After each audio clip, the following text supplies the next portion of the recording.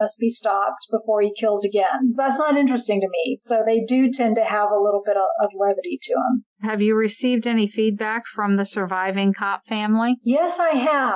I reached out to them early on before any of the books came out. The way I found them is that I built out their family tree on Ancestry.com. I found other people who were working on the same family tree. The most remarkable thing is that the youngest sister, Fleurette, had a son later in life, and he's still around. He's in his 80s. Yes, I have spoken to the son of one of the cop sisters. I can't even tell you what a strange and in some ways magical moment that was for me. I mean, imagine you have these characters in your head. They're kind of real to you, but they're also kind of imaginary. And then you can go and sit on a couch in a living room and talk with a guy who shares DNA with them and knows all about them. That's amazing. And then the cop sisters have an older brother, Francis. Francis has a daughter, Lorraine, who's in these books. And I have spoken with Lorraine's son as well. He never met any of his great aunts, but he knows all the stories about them. And so they have been great. They've been so generous and have shared what they had. And of course, I shared everything I have, which is a lot, like thousands of newspaper articles and pictures and records. I was able to say, oh, here's your great-grandparents' marriage license. I went and got this. So I have a lot of their family tree that they didn't have to start with. That's pretty cool. Did they have anything like diaries or journals that you could draw from? No, I would give anything for something like that, I tell you. They did have one letter written in Constance's own handwriting from the time period of the first book, Girl Waits with Gun. It's a letter from Constance thanking Deputy Morris for his help on the case. And the case was not done. She didn't know that at that particular moment, but it's like halfway through the book, a lot of bad stuff is yet to come. She thought it was all over and done with and was writing him a thank you note. But it was so great to have her handwriting and to see how she worded things. It just made it all so real. It was amazing. Well, getting on to your background a little more, we heard that you have an independent bookstore called Eureka Books, that it's so independent that it lives in California, even though you live in Oregon. So can you tell us about that? My husband and I lived in Eureka, California for 17 years. We just now moved up to Portland. He's a rare book dealer. Eureka Books came up for sale. The store came up for sale while we were living there, and we bought it. He ran the store for many, many years. And then after we moved up here, he sort of keeps an eye on things long distance, but mostly it's our manager and the staff running the store. And he's kind of getting his own little tiny bookshop opened up here in Portland. Oh, nice. Yeah. So Eureka's going to have a little brother or sister.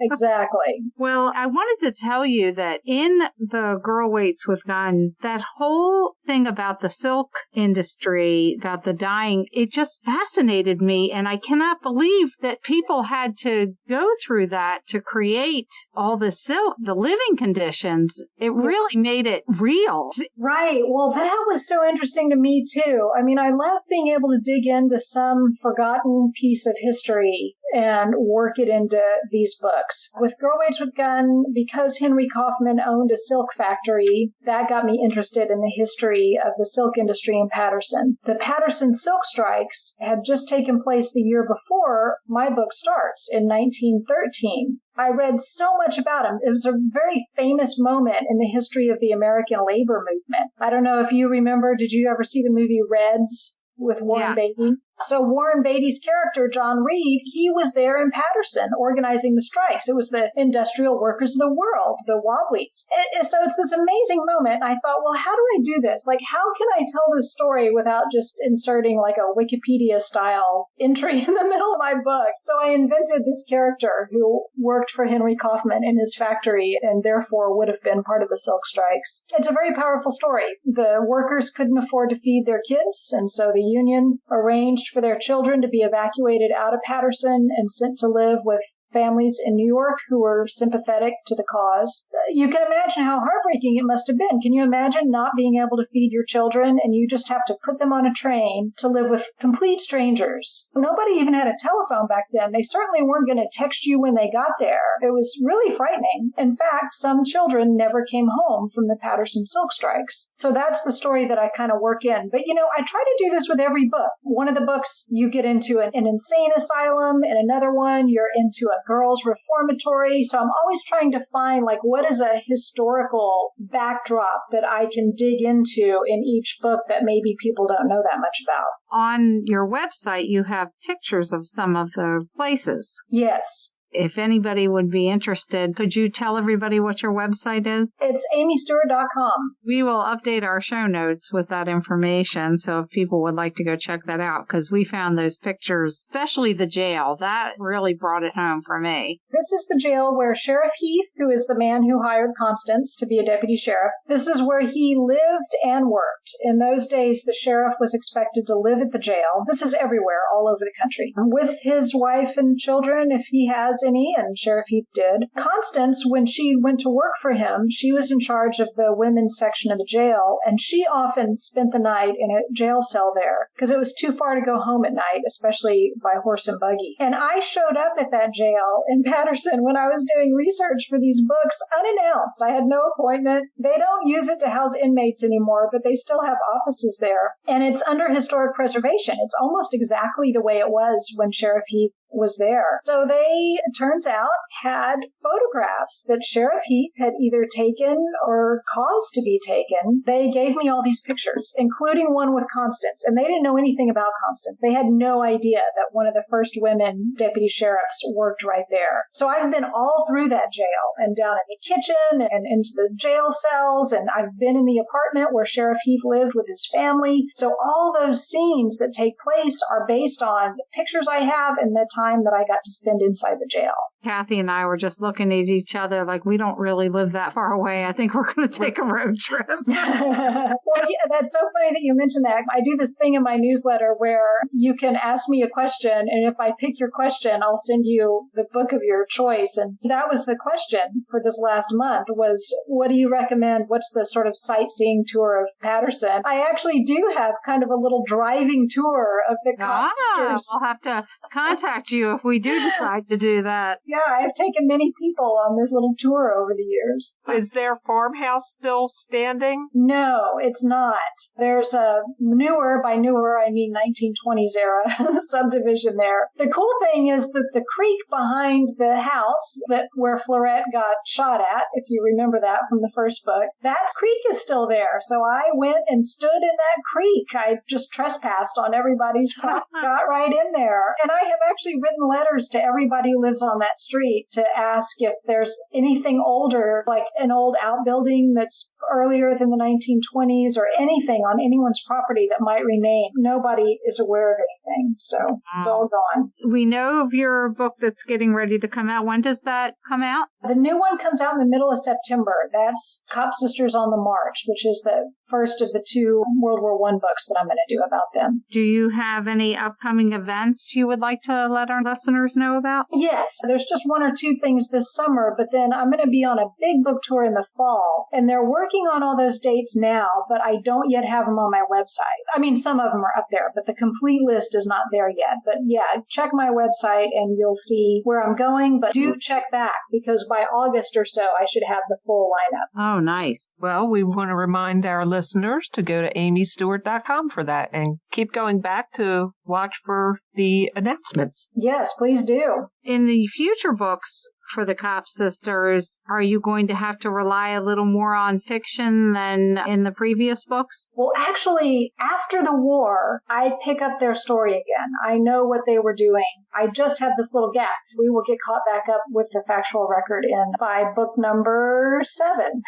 Oh, nice. Oh, wow. Yeah. That sounds great. That was one of the questions that we talked about at book club, whether you had run out of facts to work off of or not. You can maybe put this link in the show notes or whatever. If you go to amystewart.com/bookclubs, then you get links to all of their pictures and Q&As and cocktail recipes, and there's like tons of stuff that's just on that one page. So that's another good thing to look at.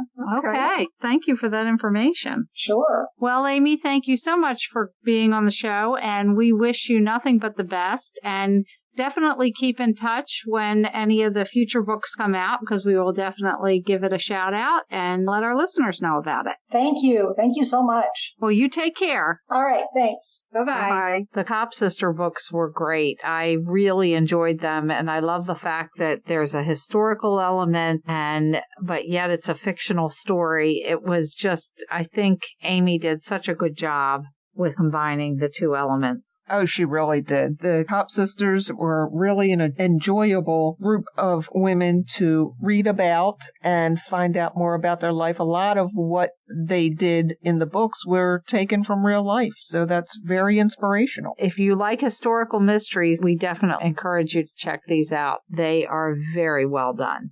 Now on to our friend Misty Simon. Yes, we just adore Misty. We met her in person at Malice Domestic and fell in love with her, so we knew we had to have her on the show. Misty Simon always wanted to be a storyteller, preferably behind a Muppet. Animal was number 1, followed closely by Sherlock Hemlock. Since that dream didn't come true, she began writing stories to share her world with readers one laugh at a time. Touching people's hearts and funny bones are 2 of her favorite things, and she hopes everyone at least snickers in the right place when reading her books. She lives with her husband, daughter, and 2 insane dogs in central Pennsylvania, where she is hard at work on her next novel or 3. We would like to welcome Misty Simon, who is the author of the Tallie Graver Mystery Series. Welcome, Misty. Thank you. Very excited to be here. As Tallie becomes more accepted by the chief of police, are there plans for her to become a private investigator, or will she stay in the cleaning business and tea room? Kind of going to depend. Right now, Deceased and Desist is out, so that would be book 3. I do still have book 4, which is Carpet Diem, that's out in September, and then Varnished Without a Trace, which is coming out in October of the following year. I'm not certain if they're going to continue the series. If they don't, then currently she's not in a spot where she's either owning the tea room or has a private investigator's license. It kind of depends on Kensington. If they continue to take more of the Tallie Graver books, then I think that I'm going to play around with leaving her in the cleaning business. One of the reasons is that I'm a little concerned that she will feel like she's competing with her best friend Gina if she opens a tea room on top of there being a coffee house. I wondered about that myself. Playing with it in Mechanicsburg, the real Mechanicsburg, which I don't actually call it Mechanicsburg in the books because I don't want to get in trouble for killing everyone in town. There is a tea room and there are 2 different coffee shops. So it's not like the town can't handle that kind of business. It's more that I also thought that if she owned a tea room, there was a possibility that her time would be very limited being the sole owner of something as opposed to being the sole owner of a cleaning business. She can kind of schedule her own time, whereas if you have a tea room, you have to keep it open for specific things that you have scheduled, and you can't always depend on other people being able to do stuff, which Tallie has done by making Letty clean houses while she's out running around sniffing out clues. In Carpet Diem, you never really said, did Tallie get her vacuum cleaner back? Yes, she will get her vacuum cleaner back. I'm sure after Burton makes her beg for it, just because that's the kind of person that he tends to be sometimes. But she will get her vacuum cleaner back because they don't think it was part of things. I don't want to ruin it for anybody. Right. Yes, I believe she will because it is her favorite vacuum cleaner, and she has chased after the vacuum cleaner since Remains of the Day.